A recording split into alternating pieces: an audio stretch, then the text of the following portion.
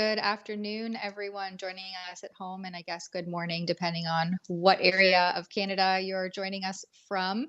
I'm your host, Tamara Ugolini, here with my lovely British Columbia correspondent and colleague, Drea Humphrey. Good morning, Drea. How are you doing? Morning, Tamara. I'm doing good. We got a good lineup of convo. Hi, everyone out there. Hope you're having a coffee if you're on the West. That's right. Yeah, we do have a great lineup. I was actually really excited looking at some of the topics that we had outlined to chat together. I was thinking about it last night. It always feels like I'm kind of coming back and talking with a friend, right? We're just having Yeah. open dialogue. And I think that's a really important thing to do regularly. But I especially always appreciate when us rebels can get together and do that because we're so crazy busy all the time. It's often like just pushed to the back burner to actually have those conversations. So it's one part of the live stream that I find that I appreciate and I enjoy, especially with you, Drea. So thank you. Yeah, and the viewers too, because you guys get in on the super chats. So it's nice to be able to hear from you guys as well. Exactly. Yeah, it's a great way to engage with us. So if you are just joining us, this is our daily live stream. We started this at the beginning of the pandemic because there was just so much news coming out every day. So it's a way for us to kind of dissect and work through some of the latest happenings in the world, and more specifically here in Canada, since we are largely a Canadian-based company. So today, of course, is Thursday, August the 11th, and we'll be talking about some of the key headlines that we threw into our title. But unfortunately, at some point when we get into the COVID nitty-gritty stuff, if you're joining us on YouTube, we will not be able to uncensoredly share our opinions on some of the topics. So unfortunately, we'll try to do some of the some of the YouTube friendly items first, so that we give our YouTube viewers time to switch over to another platform. Those include Getter, Rumble, and Odyssey. And on some of those other platforms, you can share super chat. So if you give a small monetary donation, which we appreciate to continue doing the work that we do and keep the lights on and keep our technology up to date, you can do that. And then you get the opportunity at that point to engage with us directly on screen. So we'll read your super chat. And if we have a comment to make or some sort of dialogue to provide to that, then we just go ahead and have that interaction. So it's a great way for you, our viewers, to let us know what you care about the most. So thank you for doing that.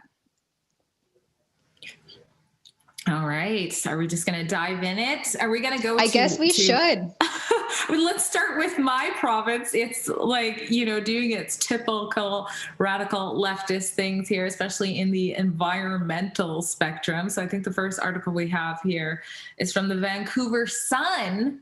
So Victoria is being super ambitious when it comes to, let's read this here. It says, almost all new construction in Victoria, from single family homes to towers, will be required to be zero carbon producers by 2025, meaning they can't be heated with fossil fuels such as natural gas, propane, or fuel oil. That's going to be costly. I mean, for the average person, for the consumers, like this is insane. It says, if we continue on, it says, citing concern about climate change and pollution, Victoria Council has made the decision to accelerate the reduction of greenhouse gases in new buildings 5 years before provincial requirements, such beavers out there. This means that using electricity to power equipment for space, heating, water heating, cooking, and drying clothes, that's going to be the things that would change in those buildings. Mayor Lisa helps. Someone joked in one of my interviews about her that ever since she's come, she hasn't helped at all. But yeah, very leftist Mayor Lisa Helps says each new building will last more than 50 years, so raising the bar now is critical to meet our long-term climate goals and to preparing the taxpayers of the future to have less climate-related costs down the road. Yeah. So the thing that really catches me there, the 50 years, right? The buildings will be there for more than 50 years, but I imagine they're going to go toward wind and solar to try to get the electricity. I mean, you still have to generate electricity somehow, and that's traditionally and most cost effectively done by utilizing renewable energy and fossil fuels that are renewable. But I think that the plan there, if I can read between the lines, is to generate electricity then based on wind and solar generation. I want to note that those, for instance, in the case of solar panels, the life cycle on a solar panel is approximately 25 years. So if she's wanting Yeah. buildings to last longer than 50 years, well, you're going to have to replace those panels twice in the duration of that 50 years. I don't know if there's that forethought of seeing these projects through, that they can sensibly decide, oh, this is a great investment. And plus, I'm pretty sure in Victoria there's like record rain season, right? It's dark and dreary there a lot of the year. Well, yeah, in BC, it's slightly different than where I am out in the lower mainland, but there is a ton of rain as well out here. Um, so, yeah, that's definitely consistent with out here. But also, I mean, this is similar to what New York is promising to do as well, or much of New York. I think they want, 70% of their emissions down as well. And then you have a lot of people raising issues there saying, well, what about cooking? You're saying we can't cook the way we're normal. And they're saying they're not even going to be able to cook here. So you're right. They're not thinking these things through at all. I mean, Victoria declared a climate change emergency in 2019. So now you have all these people just, actively working to fix another, pandemic of sorts. And this time it's climate change, and people are just getting paid a lot of bucks to come up with things here and make decisions. And you've got councils making these decisions to go 5 years earlier than the province. And you've got your signature goals there, the 2030 and 2050 dates that we hear all the time getting drilled into us. And yeah, I don't think there's much thought in this. It's not going to work out. And whenever a city like Victoria in a province like British Columbia, which is like the most tax, is trying to say, oh, we'll do this now and you'll pay less later. Yeah, give me a break. Later, when it's like 50 years, apparently later, when they really see that the true cost of these things to replace solar panels, I mean, that's not that comes with a high burden of cost there. You're basically starting from scratch. I used to actually design solar panel arrays for buildings and businesses and homes, residential areas. Very brief, because I saw it was a scam. I saw so early on that it was a scam, because by the time people got their return on investment, so, they would put this huge upfront cost, and there was all these grants and tax breaks and things supposedly to be given to them from the government. But once you worked out the nitty gritty of it, which was part of my job, you could see very clearly that once the people started to actually get the return on their initial investment, which is, upwards of $20,000-$30,000, the solar panels were at the end of their lifespan. So they would need to replace them anyway. So it was basically just not cost effective at all, and would potentially be putting people actually in the red to try to do this. And also there was a lot of legalities there, where when you have a solar array, for instance, for a residential home, at least here in Ontario, and maybe it's changed since I was in that field, but you have to give all of the power that you generate back to the grid and then continue buying from the grid. So depending on how much power you generate and how much you're using, all the power you generate goes back into the grid. And I think they would pay like a measly amount per kilowatt hour for it. And then you still use your normal consumption. And you had to legally do that. You have to sell it all back to the grid and not utilize it yourself for your own house. So it's like kind of nonsensical, right? You think you would put a solar panel array on your home to fuel your own home, but that wasn't the way it was working. You're such a Jill of all trades, Tamara. You're just everywhere. I don't know how you do it. But yeah, no, you totally hit it on the nail there. I mean, this is the city. We have, 1 week we'll have people throwing manure at, John Horgan's office, Premier John Horgan's office. And the next week they're slashing, mom's SUV tires to save the world so that they can't safely drive their kids to school, or I guess it's summertime, so not school. I mean, but it's just a clown show over there.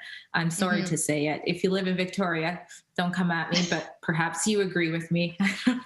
And also, apparently you've been in a climate emergency since 2019. So I don't know what exactly that means. I think like you alluded to, that it's just the funding, right? As soon as they declare that state of emergency, that opens the door and the gateway to unlimited and unfettered access to provincial funding. So thank you for that, residents of Victoria. If you have anything to say to us in that regard, how the climate emergency declaration has affected you, please do let us know.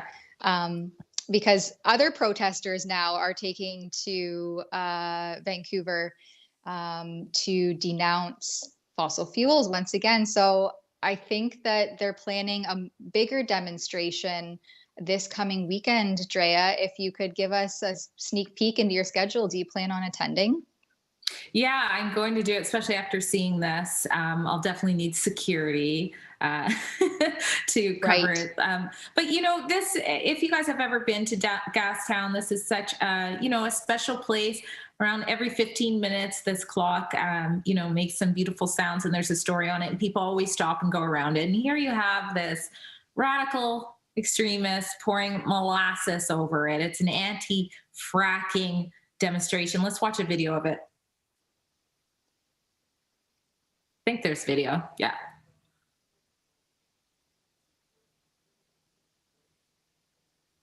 I don't think we have sound. If there, I can't remember if there's sound. I think there is. Oh, there we go. Oh my gosh. I think they were using molasses to, I guess, be like the result of fracking, and it was supposed to represent fossil fuels somehow. I wonder if they're going to have their bank accounts seized. Like, are they? This is pretty radical, right? It's very disruptive. I know, right? No, of course, that's reserved for freedom lovers. But yeah, I don't know what parents' basement this girl crawled out of, but I just find it hard. How are these people providing themselves? They look like young adults, and they're doing things like this. I love in the article, this Vancouver is Awesome article towards the bottom. It brings up David Suzuki, of course. It brings up David Suzuki. Oh my gosh, I know that as well. See this? You see what happened to the truckers, just totally peaceful protest gets totally attacked. But whenever it's something like this, they always get to throw in like someone, David Suzuki told Vancouver is Awesome in a previous interview that he understands why groups such as Extinction Rebellion engage in civil disobedience, adding that humanity is on a suicidal path.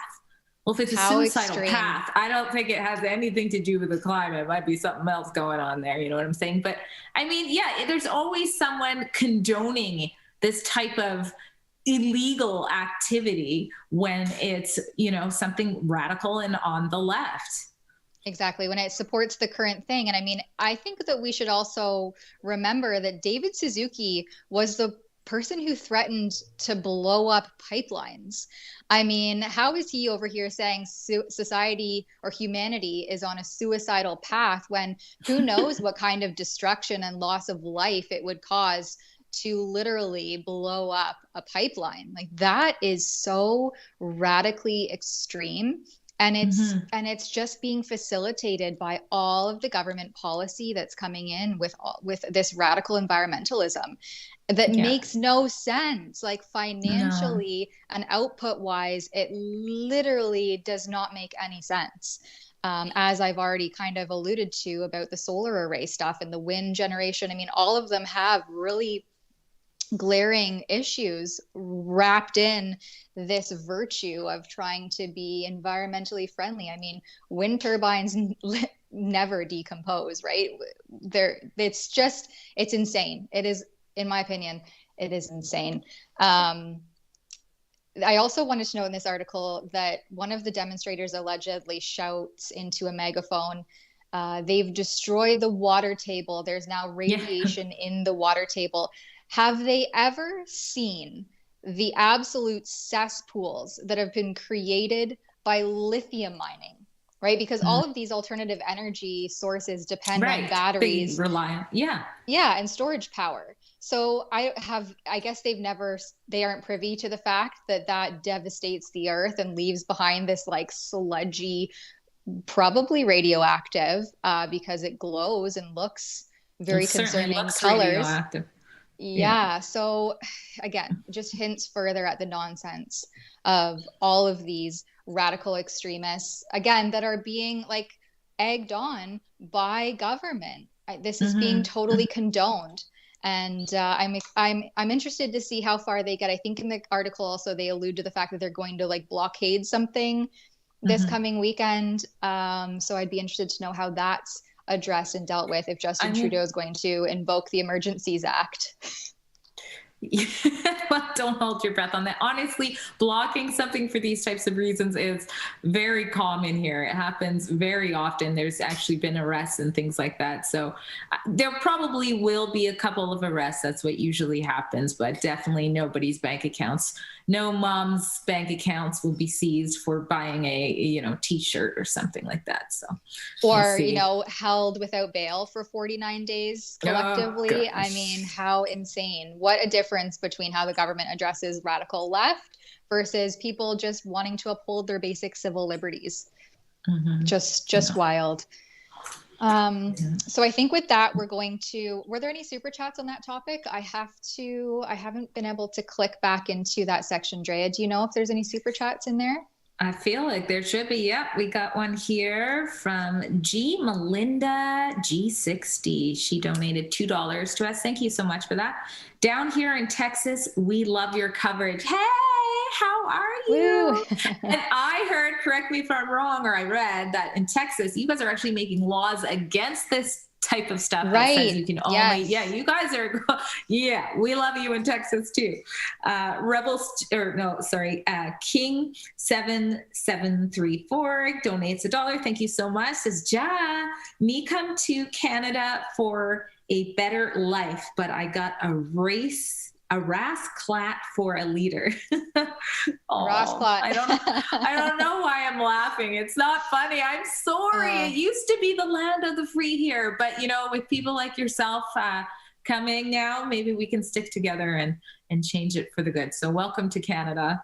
I'm sorry. Yeah, basically, if you were here before 2016, it was way different. Justin Trudeau has just decimated what we had previously for our societal fabric. And that's just been furthered by the way that COVID has been handled by all levels of government.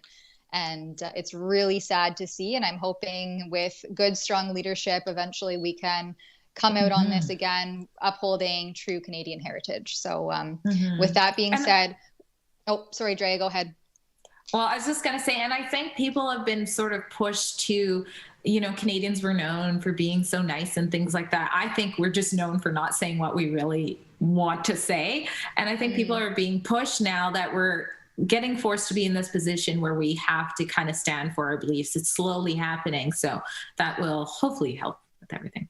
There's a lot of like the Eeyore syndrome, right? Like the ha, we're just going to go along to get along and we'll just mosey our way through this. And I think more and more people are seeing, no, if you don't like the way things are going, nothing's going to change unless you start to stand up and speak up. So with that being said, we're going to go to an ad break. So we do have some sponsors on today's program where I will read the ad and then we'll play a quick video from them. So on August 25th, 2022, you can join the Alberta Prosperity Project, the APP, and Rebel News at the Edmonton Convention Centre, obviously in Edmonton, Alberta, for a very special UCP leadership dinner and forum where we ask your questions to the UCP leadership candidates and you can find out their Agenda 2030 plan for Alberta. You can buy your ticket at albertaprosperityproject.com. Check out their quick ad.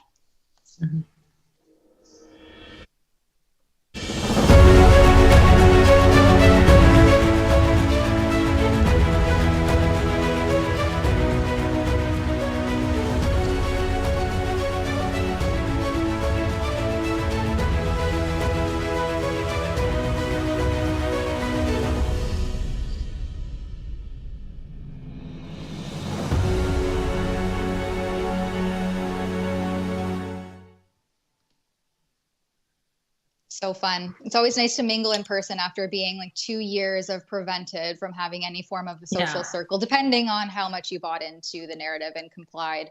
But Yeah. it's always nice to get back into large gatherings again. We Yeah. actually, in my family, we tried to keep things as much as normal for mostly the children because we wanted them to Hmm. have good, strong social skills and an Yeah. ability to maintain that. But it was really unsettling, even for us. I remember the first time we went to a play place again, and it was actually, we were hosting my children's birthday parties there, and it was crowded. And I was actually surprised how much this play place, how many people they let into the facility. I mean, I thought in like regular times it would be, that seemed a little bit chaotic, but especially coming out of the last 2 years, even myself, it was kind of unsettling and jarring just being with so many people in confined closed spaces, and the kids are screaming and Yeah. flailing and running. So I really feel for some people who have been so isolated. But I urge you just to get back out there and get back Yeah. integrated into society, because it's so important to have that social interaction. Hmm. One thing we forgot to mention, sorry, before we went to ad break there on the topic of radical environmentalism, there's also a Yes. plastics producer here in Canada that has decided to file a court application against the Hmm. Trudeau government and their ban on plastics Yeah. to be phased in. So this will be phased in December of this year. So they're banning single-use plastics, straws and cups.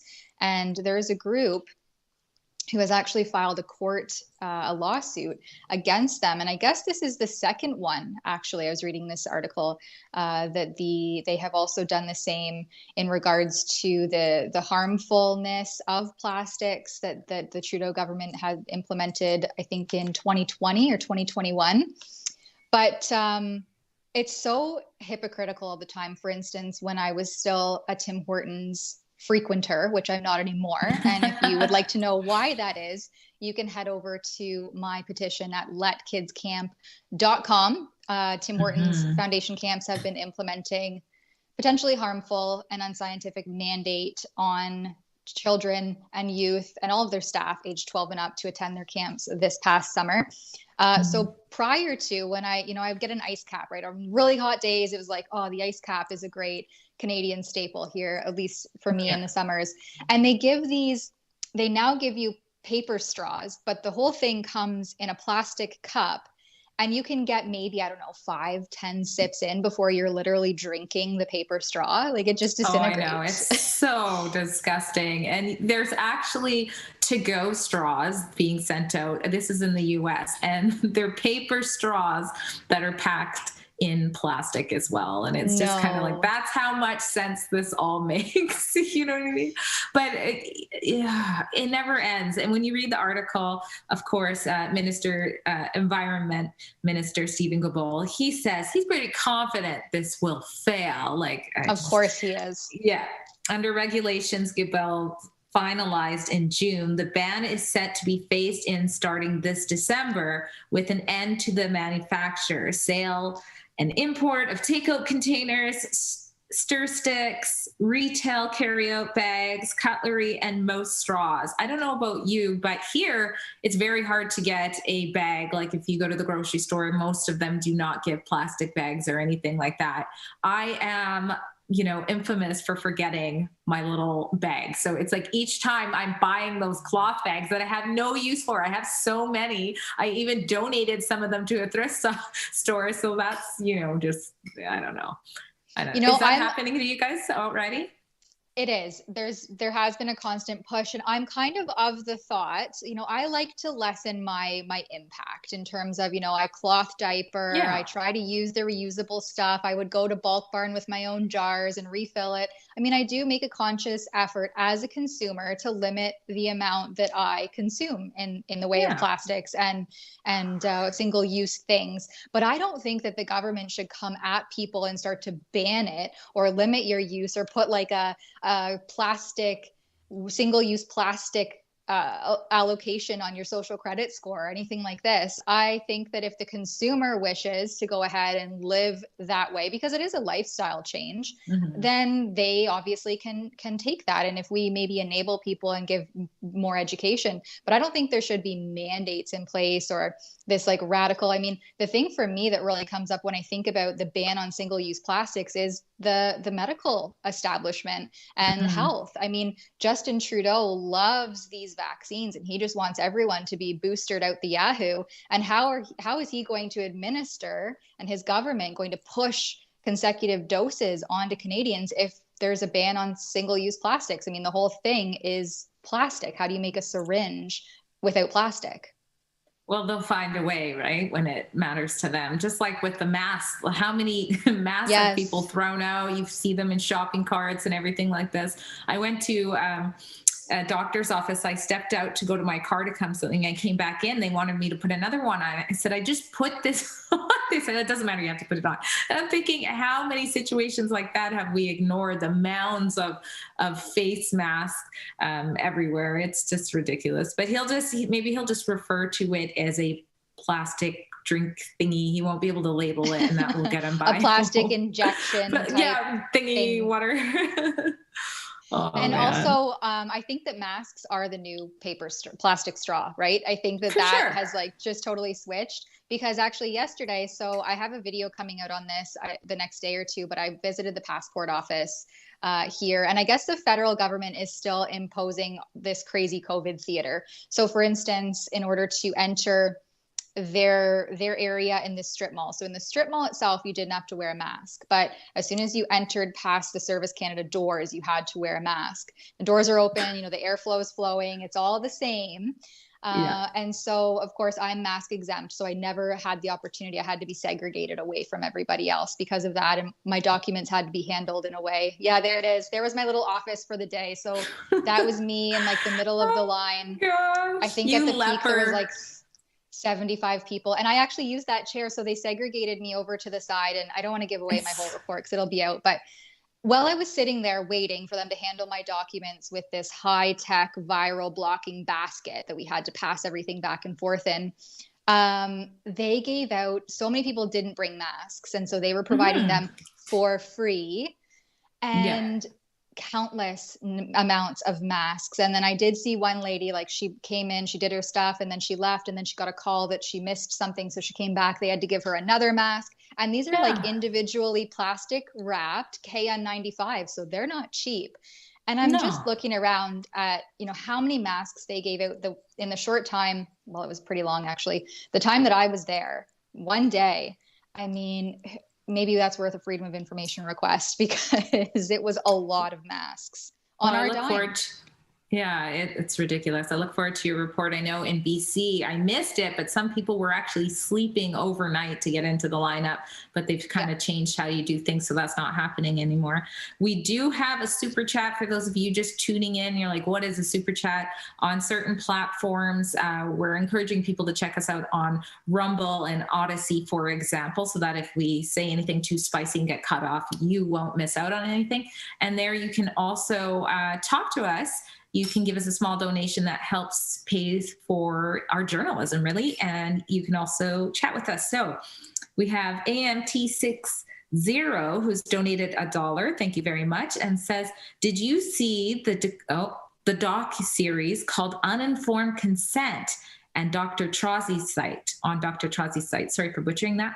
Very well done. Canadian doctors speak out too. Yes, absolutely. I saw it was very well done. I actually did an interview with the director and one of the doctors who's been interviewed on Rebel News many times, which is Dr. Stephen Malthouse, before it launched. But yeah, I encourage you guys to check it out. I know it's on liberty.com as well, but if you search Uninformed Consent documentary, you should be able to find it by now. And it's one of those documentaries, when I interviewed the director, he said this, and I totally agree after watching it. It's one of those things where you're like, if you've been kind of divided with people and they just don't want to hear you, but you're kind of like, oh my gosh, I need to tell my loved ones this. Just kind of say, hey, you know what? if you love me, just watch this one thing and then I'll leave you alone unless you want to talk about it more. And some people are actually doing that. I know some people personally who have sent it to friends that they haven't been able to go there with this conversation.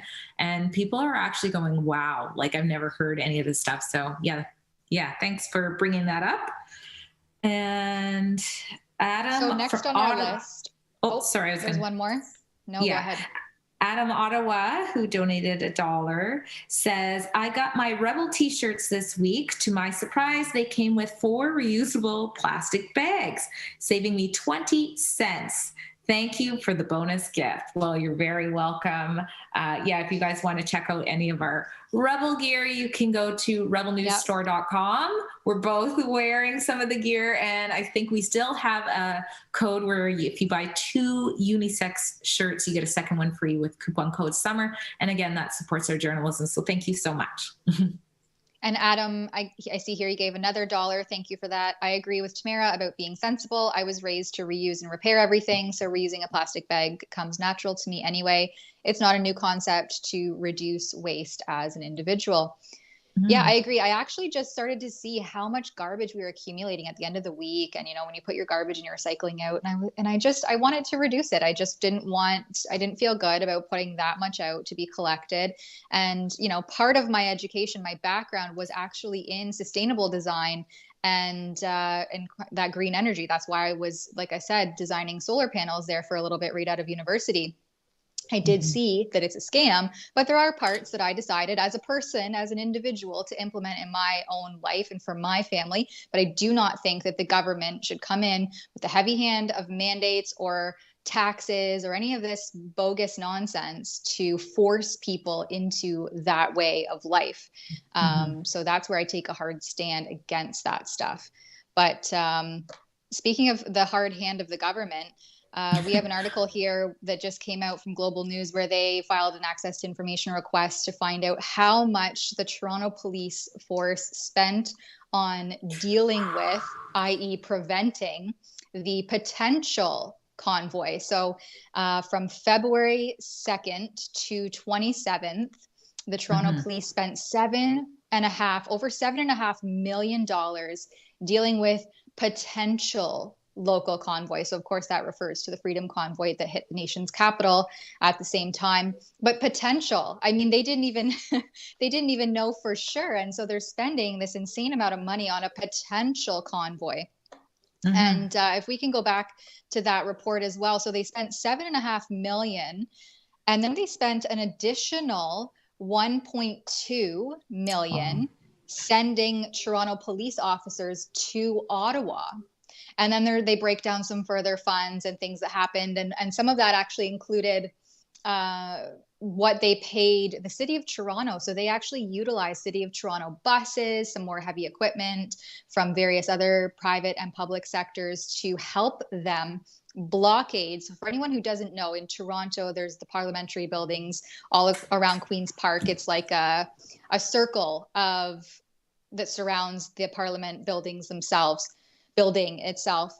And so police blockaded like every 2 blocks perimeter around Queen's Park, downtown Toronto, for the better part of the entire month of February, every weekend. We can actually I don't know if we have a clip of the one day in particular where a few trucks and police had a bit of a standoff at the intersection of Bloor and Queen's Park at the north end of the roundabout. Maybe we can just show a quick clip of that report, because I was on the ground that day and tensions rose for sure with the Toronto Police Service and a few of the truckers. I don't know what would have happened had they have gotten through, but I also want to note here that this is part of the human rights complaint that Sarah Miller and in partnership with us here at Rebel News and our chief editor, Sheila Gunn-Reid, just hand delivered in Geneva, Switzerland. Yeah. Part of that claim, and again, that was given to the United Nations human rights complaint under the Universal Declaration of Human Rights, that Canada and the government and the police have infringed on people's right to freedom of assembly and freedom to protest what they think the government is doing that's wrong. And so this is Mhm. a direct hindrance on people's right to assemble and protest their government. And they spent $7.5 million to do it Before it's even happening. Like, you don't even get a before. chance to be peaceful anymore in Canada. And similar thing happened out in Victoria a couple of months ago. They were making a big deal. The news was going off about how there was going to be a trucker convoy, and they deployed people to in front of the parliament and were slowing down traffic. There's officers everywhere. Well, I had called to try and cover the event. I called the freedom leaders, and they're like, yeah, we're not even doing that. It's not even happening. We might do it next week. They've totally got the week wrong. And so here they are slowing down traffic, disturbing everybody, wasting the taxpayer dollars for no Mm-hmm. reason, for something that isn't even going to happen. And they're going off. I can't remember. There was John Horgan said something, don't quote me exactly like something like, we don't want you here, or go home, or something like that. But it's just totally ridiculous. And I hadn't seen this firsthand, but people told me that in particular, if you had flags in your car there for a while in Victoria, you were getting directed outside of the downtown core as well. So I don't know. Let me The know if flag that has was been happened to you. the flag has been completely vilified all throughout this unfolding, especially as the mainstream media continues to portray this in a negative light. I just wanted to go back to one thing with this article. It was a comment made by the Toronto police spokesperson.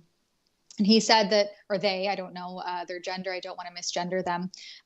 Ultimately, the actions we took in an extremely dynamic situation in partnership with our public and private sector partners. So, again, that was like City of Toronto and other heavy equipment buses that they used to blockade the blocks surrounding this potential protest, was successful in preventing unreasonable disruption while maintaining public safety and allowing for peaceful demonstration. I mean, arguably, no, right? They provided or conducted unreasonable disruption, in my opinion, with the way that they literally blocked everyone and everything off from accessing those points.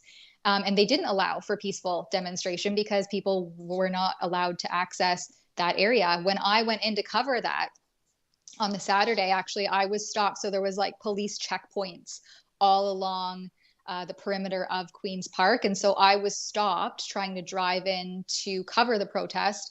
And I wish I was driving alone. So I wish I had it recorded. But I wasn't able to get my phone out in time. And the police basically said, what's your purpose for coming through? And I kind of looked at him a bit shocked. And then he said, I wasn't just going to be forthcoming with that information, right? And he said, is it work related, job related, or education related? And I said, it's work Mm. related. And he said, okay, go on through. No Yeah. further questions. But it was really unsettling that this is happening in No, Canada exactly. while people are peacefully demonstrating. That is such an invasion. And, out here again, same thing. The idea of convoys, at least out here, is they're going to drive through. They're not going to stop the traffic. And you have, the Vancouver mayor, he put out a statement basically saying, oh, we can't have these types of things because they're blocking hospitals and things like that. It's like, no, they're going to drive through. So counter protesters came to protect hospital staff. I did a report on that, one of the convoys out here. And the counter protesters actually blocked the traffic. They sat and blocked the trucks and vehicles with their flags on that were just going to do loops. They weren't going to stop any traffic, and they stopped so much traffic. That was an interesting report. They were pushing me around as well. So it's just the hypocrisy makes no sense, and the money and the time resort, like, Yes. I mean, I guess they couldn't spend $8 million on this and then be like, oops, sorry, we got it wrong. So they have to be like, yeah, good job, well done. Like, it's insane. It's just more hypocrisy of the new, and what I'm finding actually is just the old normal. It's all just blatant hypocrisy. And if you can think critically, you can cut through it with a knife because it is so thick. It's really gross. But we have another super chat. Thank you from Fraser Fraser. He gives $5. Fraser says, If I were the leader of Al Qaeda, would you call me a terrorist? Yes. Then why don't you call the WEF a terrorist organization? The WEF only wants to eliminate 90% of the world's population. Yes, the language is a little bit aggressive for me to be able Yeah. to To address, yeah. verify that, but definitely, again, it just hints at the hypocrisy of what these organizations are doing, what they denounce on one side and then facilitate on the other. Again, if you're a critical thinker, you can see through it. And so my hope is by just exposing some of that hypocrisy that it helps people to see through it as well. Mm-hmm.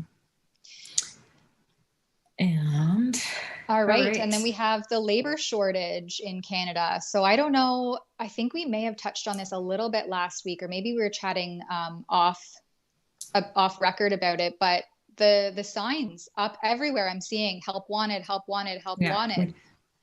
Me too. It's the same in BC. Yeah. So this particular Star article says a higher percentage of Canadians between 15 and 64 are working now than before the pandemic. So why is there a labor shortage? Mm-hmm.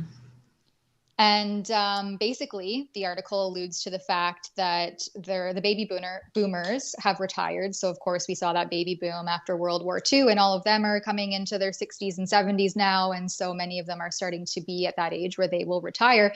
But as far as I'm concerned, and from what I'm hearing from a lot of people who maybe are on the cusp of that age demographic, they actually just decided to retire early throughout the pandemic when all of the mayhem started to unfold. And especially, like I've mentioned before, with the mask mandates, when they came into effect, so many people could not comply with that. And they tried to, in good faith, wear their masks.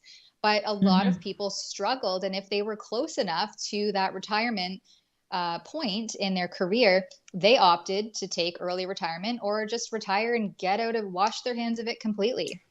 You know, it's a combination of things. You hit it on the nail there, but also just in general. I mean, where we live, we're very busy. We're not the easiest place for mental health. And then you throw on masks. Nobody's ever seeing us smile anymore. There's a lot of people who were fearful of customers, right? They were afraid of, if you remember the stuff that would go out about, your grocery store clerk, it's, this big hero because they're serving you and you could basically be making them and their family die. I mean, a lot of people felt like their work had become a battle, a war zone everywhere that they went.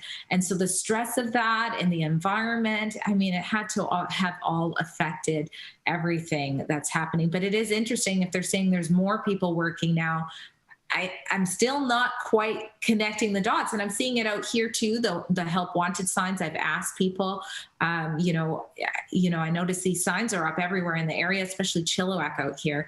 And they're like, yeah, it's been the last 2 years. And they usually say, oh, since CERB. And I'm like, well, that's not still happening, but maybe it's also a matter of people got used to being lazy, or just getting by with less money.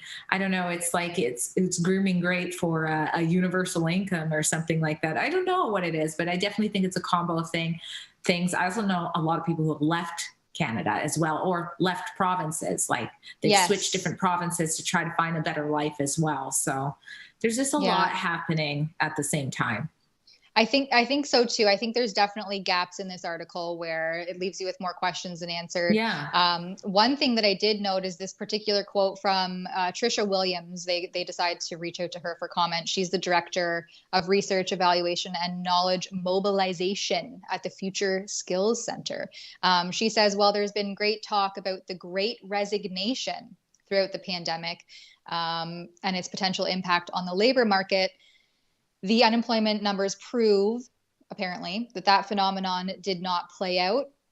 She says that the Great Resignation has been more of a U.S. story than a Canadian one, noting that the Canadian market saw workers switching jobs during the pandemic, but not entirely exiting the workforce. So that is something that I have also heard. And I think, and again, we discussed this last week on the live stream as well, that we have nurses, I know nurses and PSWs and healthcare workers who are now cleaning houses, who are now babysitting That's like the go-to kids. Now. Yeah, because there's no childcare. And they're liking it. Sorry, go on. And yeah, and they like it. They can wash their hands, pun intended, of their job at the end of the day when they get home, and they don't have to worry about it. They're not fatigued, they're not burnt out, they're not being underpaid.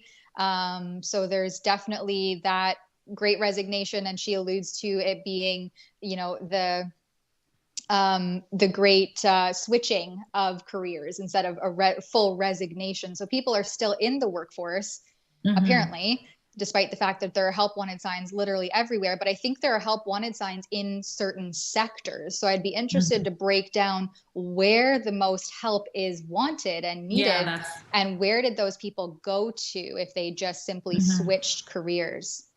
Well, switching also means there's training involved. And I think there's been like almost new areas where you needed new people to do things you never needed them before, like stand at the door and see if you have a mask. Like there's all of these different elements to it. I just want to add to when you were talking about the healthcare workers. And yes, we talked about that last week with the nurses going into cleaning and liking it.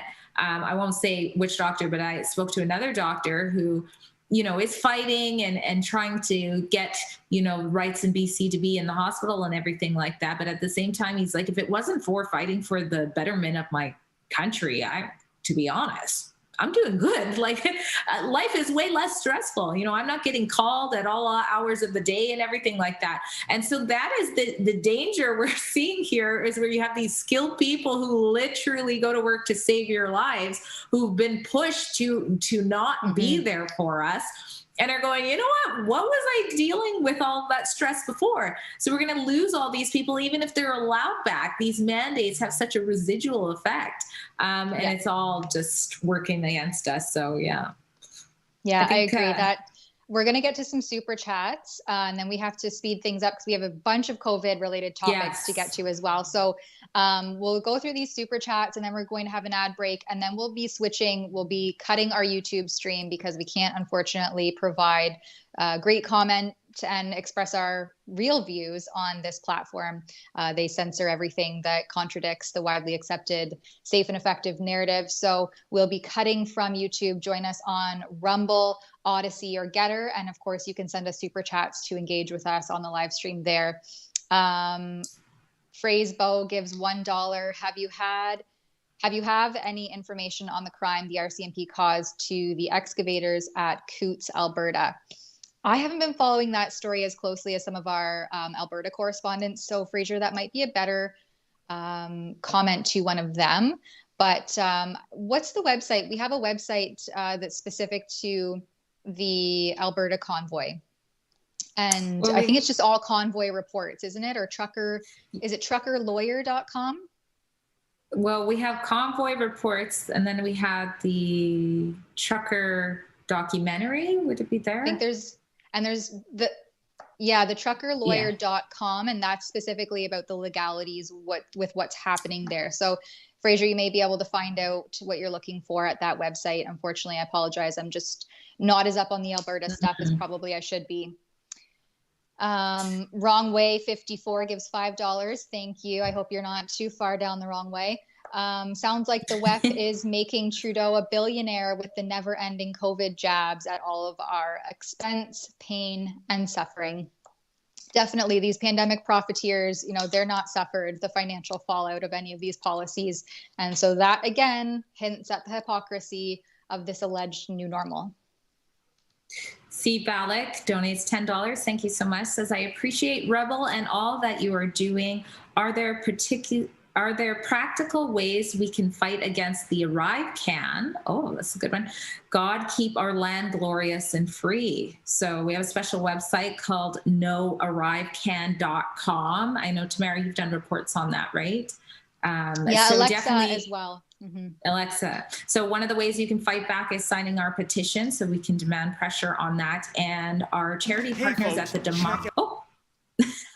David's like, but I just wanted to say one more thing. Our charity partners at the Democracy Fund are also looking for strategic plaintiffs to take on to go ahead and challenge the Arrive Can. And we have a forum for that as well. Hopefully it's all in one place there for you. So check it out there. And fill out, if you've got a crazy story that you think should help with that legal challenge, then go ahead and sign the petition and fill that form out as well, please. And share. Very important to share so you get the right people. Yeah, I think what I'm seeing on social media, and you can find that on Twitter and maybe other social media outlets as well, is that people are just choosing not to comply. So I think it was something like 30% of Canadians have just straight up just not complied with the Arrive Can requirement. And there's some wording and things to use that I've seen on social media. I mean, personally, I'm not a lawyer. I don't want this to constitute as legal advice because I've never navigated that situation. But there's some interesting things happening there with people who are, standing their ground on that and refusing to download it. AMT60 gives $1. Thank you. Did you sign up for CPC leadership so you can vote for a leader? I did. And Roman Baber is coming to Whitby Legion tonight. And I'm going so I can meet him. My 3 choices are Roman, Pierre, and Leslyn Freedom. No, I don't. I'm not a member of any of the political parties, and I do that intentionally. So I personally won't be voting, but I really appreciate that Roman took a principled stance, not as early as I would have liked to have seen. You know, I've been in the COVID dissident world since at least the end of March or end of April, early May. And eventually he joined on with that. You know, you could no longer deny the evidence showing that what they were doing was harmful. So I think that Roman's a principled politician. Pierre and Leslyn, I don't have anything, negative. Maybe I criticize Pierre a little bit about the fact that he won't necessarily talk to alternative media or any media. So I can't really complain because he seems to just treat everyone the same in that regard. Yeah, I think it's a strategy there. But Lewis is starting to speak out about something, sudden adult death. She spoke out about that. I just saw today, actually, she sent out a thing about Tamara Leach being a political prisoner. So very interesting to see what's happening as the race is going down. I like that she's speaking out, and she definitely spoke out before Pierre, but I wonder if sometimes it's more like picking up where Pierre is lacking and trying to be like, hey, he's not talking about this, so I'll go there. But whatever gets exposure to these things that are swept under the rug, I'm for it. So, yeah. And then we have the Graham donated $10. Thank you so much. And says, greetings from Scotland. I love that. Oh my gosh, that's amazing. Thank you so much for being here and for your donation. I have a friend in Scotland, and so if you're that friend, hello back. But if not, regardless, I hear it's beautiful out there. I want to go. Shauna Marie G83 gives $10. Thank you very much. Maybe there are staff shortages because those that took the jab are no longer with us. So maybe we should just get off of YouTube. We should have proceeded with caution on that one. Maybe. We don't know for sure. I mean, there's definitely, you can allude to it. If we're still on YouTube, join us on those other platforms. We're going to get into the COVID nitty gritty. We have only 10 or so minutes left. So join us on Rumble, BitChute, or Odyssey, and feel free to super chat us there to engage with us directly. Producer, can you give me the 1-2 in my ear when we're off of YouTube and we can comment on that? When we can breathe, it's like, we're good. It's like taking your